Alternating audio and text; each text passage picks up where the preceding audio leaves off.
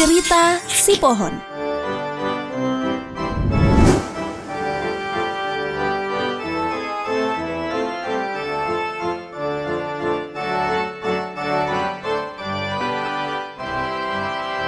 Episode 1. Pohon Indonesia yang harus berbuah emas.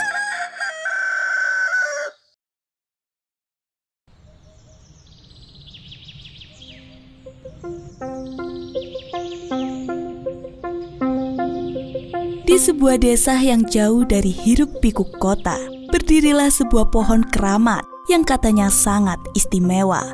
Pohon ini tidak bisa dilihat sembarangan karena dikelilingi oleh dinding besar yang kokoh. Warga hanya bisa memandang dinding luar itu tanpa tahu apa yang ada di dalamnya. Mereka percaya bahwa pohon di balik tembok itu subur dan kelak akan berbuah emas pada tahun 2045. Namun, kenyataan jauh dari apa yang dipercayai warga. Pohon itu ternyata layu, batangnya kering, daunnya meranggas, dan buahnya tak pernah tumbuh. Penyebabnya adalah kesalahan saat menanam. Akar pohon tidak benar-benar menyatu dengan tanah. Ada celah yang tidak tertutup dengan baik. Hama-hama kecil masuk melalui celah, menggigit akar sedikit demi sedikit. Unsur hara tak bisa terserap. Air tak bisa naik. Fotosintesis berhenti, bahkan sebelum dimulai. Tapi dari luar, pohon itu tetap terlihat ada berkat dinding yang menutupi segala kenyataan. Benar-benar tidak transparan. Namun Bowo, si petani tua yang menjaga pohon itu, terus meyakinkan warga bahwa semuanya baik-baik saja. Ia bahkan rutin membeli buah dari supermarket, menyelinap masuk ke balik dinding, lalu menggantung buah-buah itu di cabang-cabang kering pohon keramat. Setiap kali warga bertanya, ia menunjuk buah-buah itu dan berkata, "Lihatlah, pohon ini masih berbuah. Tunggu saja sampai 2045. Kalian akan lihat emas tumbuh darinya."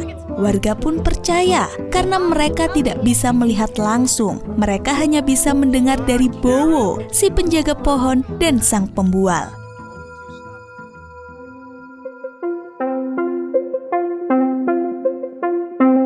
Bahkan, warga sekitar pun juga memberikan uang mereka kepada Bowo untuk membeli pupuk maupun perawatan pohon. Pasalnya, secara turun-temurun, pohon itu dikatakan akan berbuah emas dan hasilnya akan dibagi rata kepada warganya. Namun, ternyata penjaga pohon dari waktu ke waktu sama saja.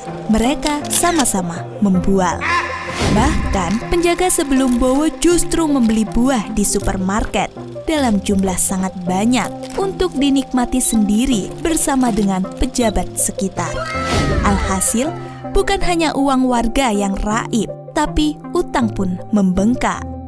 Bowo pun memutar otaknya dengan meminta warga memberi lebih banyak uang. Uang ini dikatakan Bowo akan digunakan untuk membeli pupuk terbaik. Masyarakat sekitar pun percaya meskipun harus memendam rasa kesal mereka dengan regulasi baru ini. Tak ada yang benar-benar tahu bagaimana kondisi pohon keramat itu sekarang. Sebab sejak beberapa tahun terakhir, pohon itu dikelilingi dinding tinggi yang aneh, tak terlihat mata, tak terabah tangan, tak cukup kuat menyembunyikan kerapuhan. Demi keamanan nasional, kata Bowo waktu itu sambil tersenyum penuh rahasia, biar tidak sembarang orang melihat isi pekarangan. Di sisi lain, di tempat itu ada Cahyo, seorang anak muda yang mengamati Bowo dengan rasa penasaran penuh. Cerita ini bukan tentang pohon atau si Bowo, petani tua. Ini tentang Indonesia. Pohon keramat itu yang konon akan berbuah emas di tahun 2045 sebenarnya lebih dari sekedar kayu tua yang menancap di tanah. Ia adalah simbol sistem dan seperti semua sistem, ia berdiri dari bagian-bagian yang saling terkait dari akar sampai daun. Masing-masing bagian punya peran, punya nama, dan punya dasar hukum. Jika satu rusak, yang lain ikut goyah. Akar dari pohon itu adalah Pancasila, falsafah bangsa yang jadi pijakan utama. Dalam istilah Jerman, State Fundamentalnorm, akar inilah yang seharusnya mencengkram bumi dengan kokoh. Tapi saat akar tidak menyatu dengan tanah, saat rongga dibiarkan terbuka, maka falsafah pun kehilangan daya. Hama pun masuk menggerogoti nilai-nilai dasar bangsa tanpa terlihat. Batangnya adalah Undang-Undang Dasar 1945. Batang seharusnya kuat, tegak, dan jadi penopang utama. Tapi dalam pohon bowo, batang ini penuh tambalan selotip dan bekas luka. Undang-undang dasarnya mungkin masih dipuja, tapi diam-diam dilubangi oleh kepentingan yang menyamar sebagai penyesuaian zaman. Lalu, ranting-ranting besar adalah undang-undang formal, seperti Undang-Undang Nomor 23 Tahun 2014 atau Perpu Nomor 1 Tahun 2020. Ranting besar inilah yang mestinya menyalurkan nutrisi hukum dari batang ke seluruh dahan, tapi dalam pohon yang lapuk, ranting besar sering patah atau malah diarahkan sesuka hati.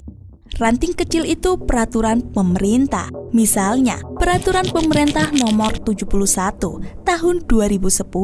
Ia lebih fleksibel, cabang-cabang yang menjangkau wilayah administratif, tapi jika batang dan ranting besar kropos, maka ia pun kehilangan arah. Ia bisa terpelintir oleh oknum pejabat atau malah rontok sendiri. Dan terakhir, daun itu adalah peraturan daerah, seperti Perda, RT, RW, atau Perda K3. Daun-daun inilah yang pertama kali gugur saat pohon tak mampu berfotosintesis. Ia tampak sepele, tapi dialah yang paling dekat dengan rakyat. Ketika daun layu, itu tandanya pohon sudah tak mampu lagi menyerap cahaya harapan rakyat kecil. Dalam pohon bowo, semua bagian itu masih ada, tapi hanya secara simbolik. Akar tidak menyatu dengan tanah, batang tinggal kerangka, ranting patah, daun rontok.